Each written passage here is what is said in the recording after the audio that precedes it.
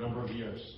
While I was a foster parent, I was also a tech entrepreneur. And I lived in two completely different worlds, right? Tech startup land by day and a world of fax machines and snail mail. For us, our family, 24/7, 365.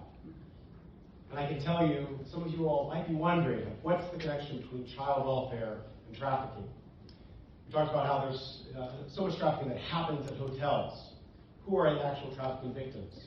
And what we see is about 60 to 90% of all trafficking victims were in or are currently in the foster care system. So we know who those victims are. And I think in the foster care system, a way to think about it is that every single one of those victims at some point had an attorney, a CASA, a social worker, a foster parent, a judge in their life fighting for them. And for some reason, those children entered the foster care system over allegations of abuse or neglect. And the fact that when they age out of foster care, they are at such a high risk of being trafficked tells us we're doing something wrong. We're not supporting them. We're not setting them up for success. I started my company Sunlight because of our experience as a foster parent and seeing how the system failed our foster son. And we're now in 33 states. We support about 53,000 youth in foster care. Attorneys, CASAs, social workers using our product every single day to make sure that all of the most important things that should happen to support a child and family going through that system, whether it's legal representation, care coordination, health care, that those balls don't drop and that our most vulnerable are actually protected. So the way I like to think about it is at the end of the day, we know who these people are. We have all of the resources. We spend, in the state of Texas, I believe, $2 billion for 17,000 children currently in our foster care system. So you can do the math, over $100,000 per child. We have the money, and yet we're not able to prevent really just awful exploitation at a scale that we can make a huge difference in preventing. So at Sunlight, just to double click on this, Sunlight, the technology, help solve your problems in your family and for others by doing exactly what? At the end of the day, a lot of children get stuck in care unnecessarily because every child in care sits between two giant systems, the child welfare system and the court system. And if either one drops the ball, they get stuck there for a very, very long time.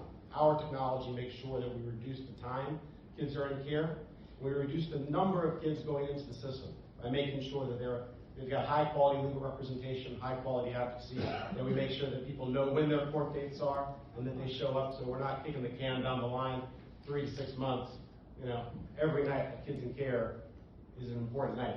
So there's a sense of urgency here, and we can't just afford to kick the can down the line every couple months. So I love the story, or love is the wrong word.